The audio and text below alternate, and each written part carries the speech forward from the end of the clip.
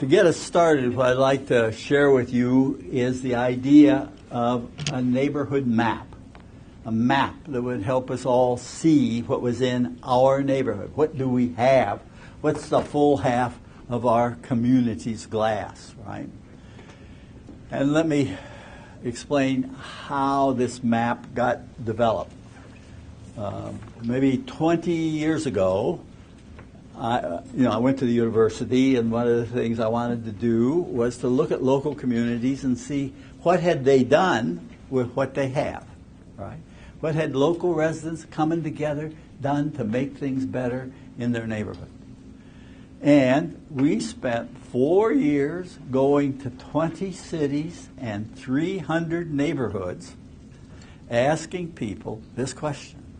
Can you tell us what people who live here have done together to make things better?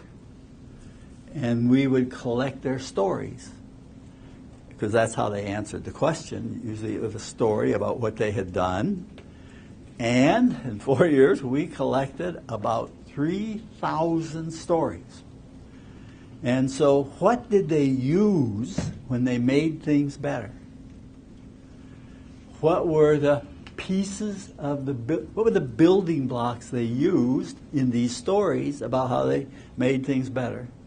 And secondly, how did they organize those things so they could build a community, build a house, right?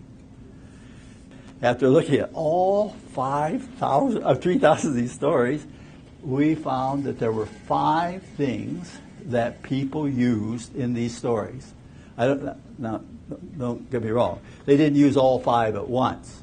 But no matter what the story was about, there were 5 things, and they might have used 2 of the 5, or two of this one and 1 of this one. It was a mix and match. Hardly anybody used all 5, but never were they using something other than the 5. So there's a basic set of building blocks, 5 of them.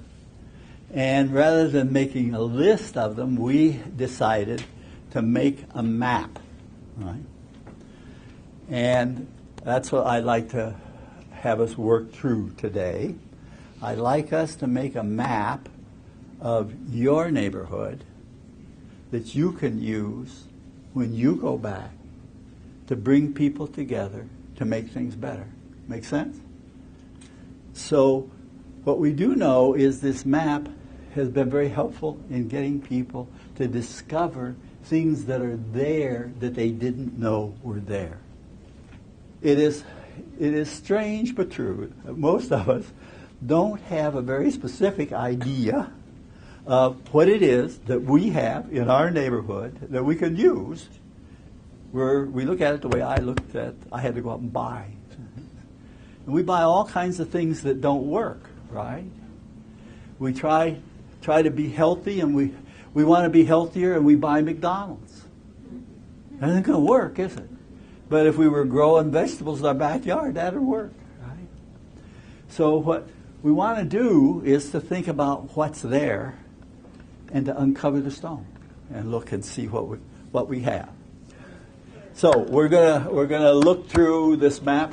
We're going to look at 3 building blocks, although there are 5 total, but we're not going to deal with 2 today. I'll tell you why. I'll tell you what they are. But we're going to focus on the 3 main building blocks when communities get organized to make things better.